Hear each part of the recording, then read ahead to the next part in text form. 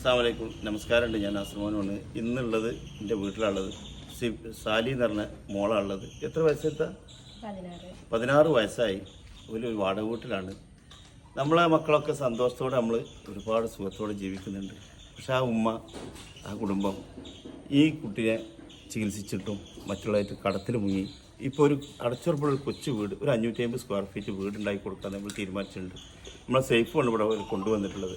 കാരണം ആ വീടായാൽ വാടക കൊടുക്കാതെ സമാധാനത്തോടെ കുഞ്ഞിനായിട്ട് കിടന്നുറങ്ങുക എന്നുള്ളതാണ് ആ ഉമ്മാൻ്റെ ആഗ്രഹം.